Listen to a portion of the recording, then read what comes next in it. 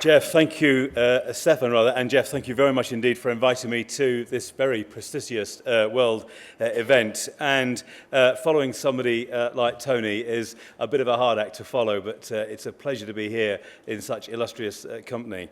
My perspective today is as a British Labour politician. So when I hear about great social progress and about new steps to tackle injustice, I don't just look around the world as it's taking shape today, but I think back to the foundation of the modern welfare state 60 years ago. Now, many of you will know how the Beveridge Report wrote the blueprint for our social protection, how an Indian-born academic with a 200,000-word detailed analysis of technical challenges caught the public imagination by talking about 5 giants on the road to reconstruction. It actually sold 600,000 copies, and one commentator has said that it ranks alongside Stephen Hawking's A Brief History of Time as one of the most bought, but probably one of the least read books ever published in Britain. What I want to talk about today is how the world we look at now is actually stalked by new giants that threaten us more than ever as communities, not just as individuals.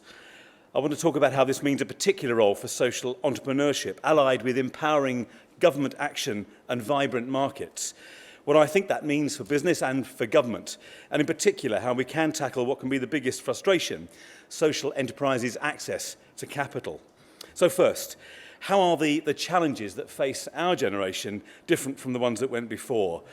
And what's interesting when we think about the giants that faced the 1940s is that they were mainly about individual problems. And today, they're far more about collective problems. The giants don't attack us alone, they attack the bonds that lie between us. So when Beveridge saw want, today, whilst individual poverty, still urgent in Africa and around the world, equally important to us now is inequality. Beveridge saw squalor, and today the problem, as we've just been hearing, is not just squalor in our own housing, but pollution in our skies and the changing catastrophe of climate change. Beveridge saw the giant of ignorance, and today we must look not just to improve individual knowledge, but also knowledge of each other as our communities absorb increasing flows of immigration.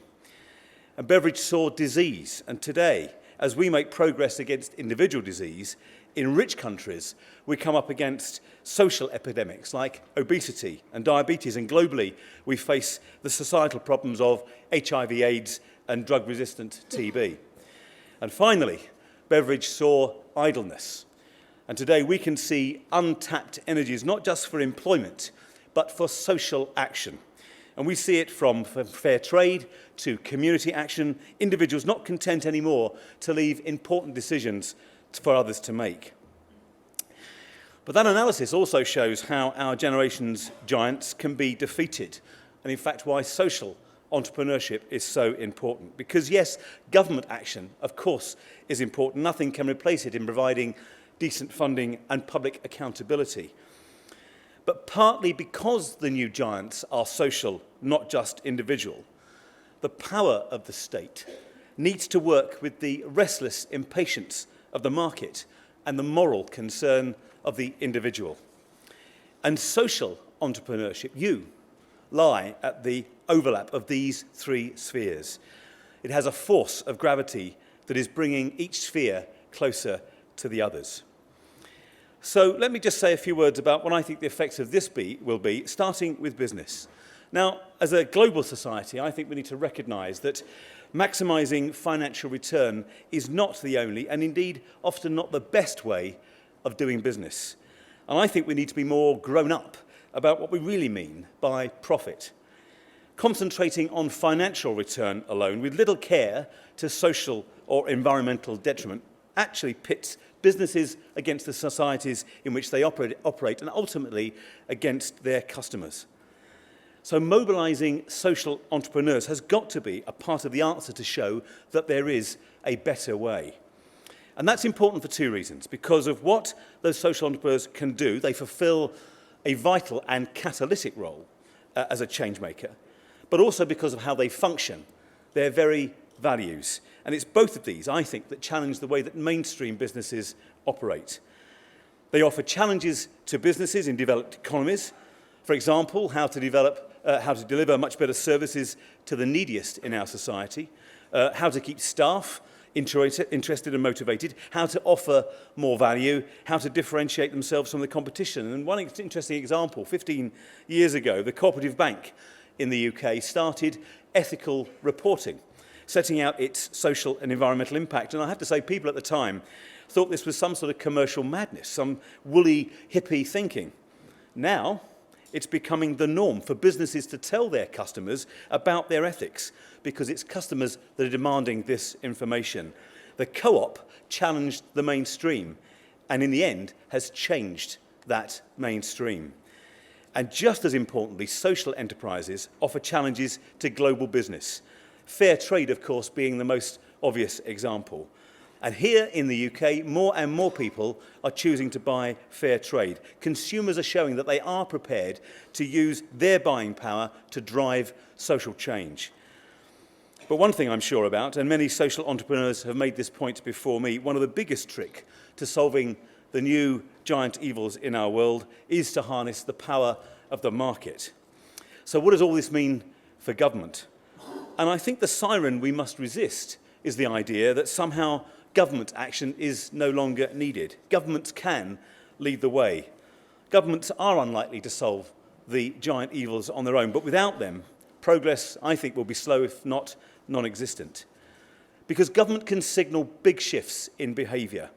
And I want to give you just a flavour of where I think the UK government thinking is particularly relevant to this conference. And I want to suggest that access to finance is one of the biggest challenges, with the biggest prize for social entrepreneurs.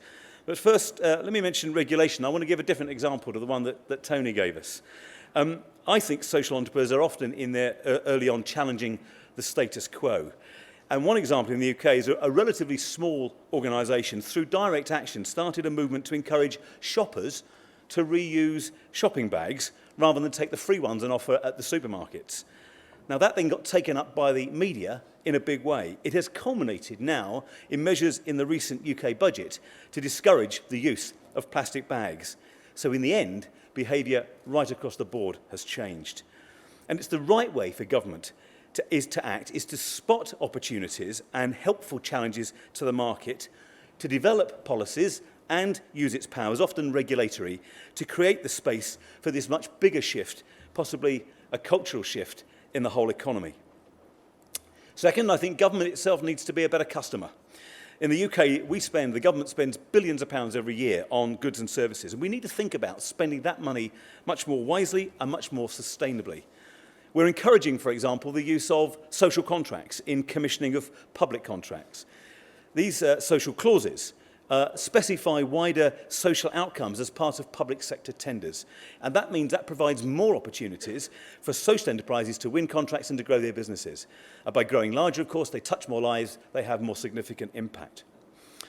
Thirdly, I want to mention our approach to enterprise. And I think this is particularly relevant to young people, because we're passionate about equipping our young people to have that can-do attitude that we talked about earlier, and therefore to solve the problems that they come across in their lives.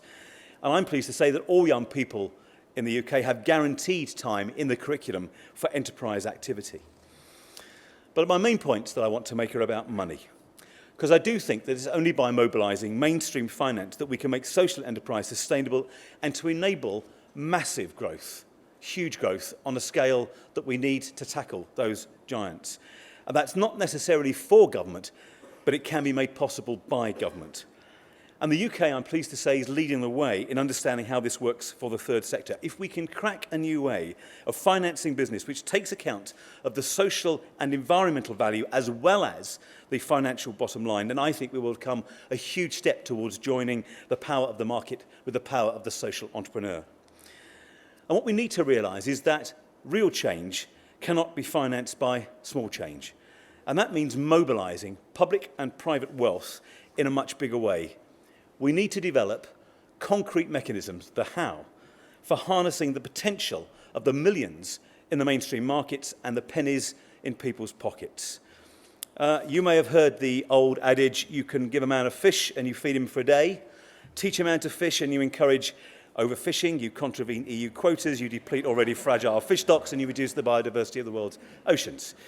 But seriously, whether we're talking about aid, trade, or paying for public services, we must always be working our way towards sustainable finance.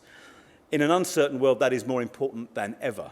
And enabling people to catch their own fish, to look after their own families, to build communities that are healthy in mind and in body is what we must achieve. And to that end, we've been exploring new mechanisms to drive sustainable finance into the sector. Now, we have a third sector which is undercapitalised, but I have to say is full of ideas and new solutions. And we have a private sector looking for profit and looking for new opportunities. And we need to find a way of bringing these two worlds together. A social investment wholesaler could give new impetus to our aim to address the poverty and the inequality that I spoke about earlier. In the UK, we're introducing legislation to enable unclaimed money in dormant bank accounts to be used for social investment, which could amount to many millions.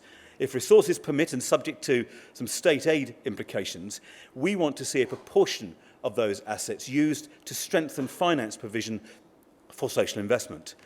And like an investment bank, a social investment wholesale institution could support the activities of existing investors in the third sector, community development finance institutions, for example. But it could also champion social investment, it could raise and provide capital, could provide advice, and crucially, it could develop the market itself. Ultimately, it could be the mechanism that enables the third sector to access significant new, secure, and sustainable finance. Alongside that social investment wholesaler, I want to increase the use of social reporting to measure and quantify the real impact of the third sector. Those things that we know when we see them. Communities more at ease with themselves, greater self-esteem in vulnerable people. Outcomes that are rather more intangible, but we know are the outcomes that we achieve if we are effective. And if we can understand more about impact and be more transparent about that value added, then investors and governments will have more confidence. And I firmly believe we need to start to measure outcomes more effectively. And I also want to touch on ideas for a social stock exchange. This is a mechanism which could potentially engage with millions of people, giving them the opportunity to invest in social value. In normal markets, we agree on values through prices in the market mechanism, through supply and demand. Now, this social stock exchange is a controversial idea, but it's one that could have real merit in terms of opening up new investment opportunities. An exchange would operate within the social capital market in which investors interested in a blended social and financial return might be able to make and trade investments. That's why I'm very interested in the work being funded by the very forward-thinking Rockefeller Foundation to explore the feasibility of a social stock exchange. And while that idea, a social stock exchange, may have legs or may not stand up in practice, at this time, we in government are very excited by its potential to bring people together, to connect individuals with the choices they make and the way they spend their money, and to capture the engagement of citizens right across the country.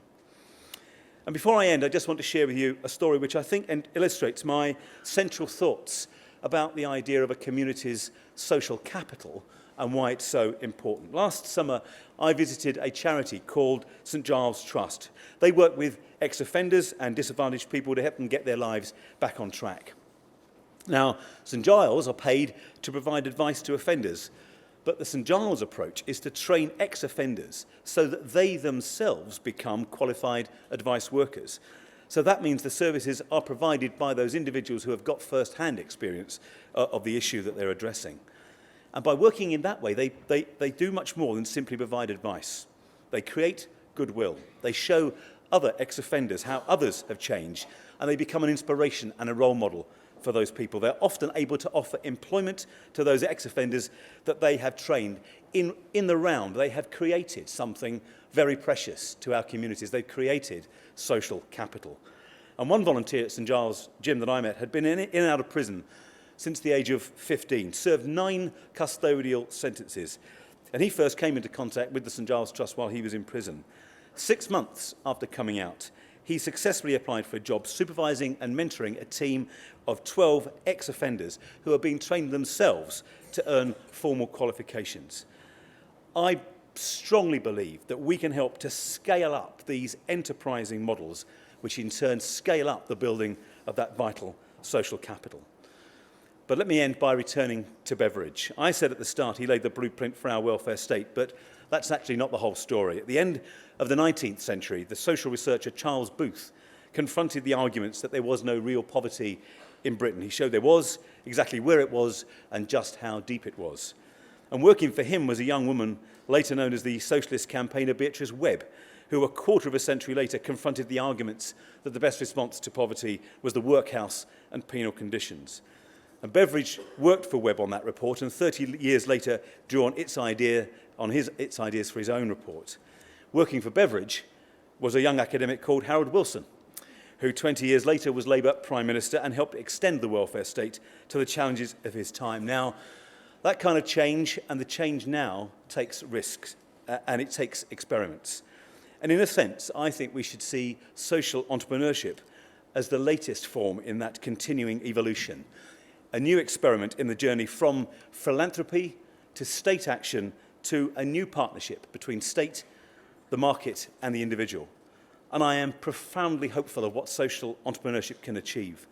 So I'd like to add my welcome to you to this conference on behalf of the government, for those of you welcome to Britain. And I'm sure that in the coming days we will hear new expressions of Beveridge's famous invocation, the driving power of social conscience. Thank you very much.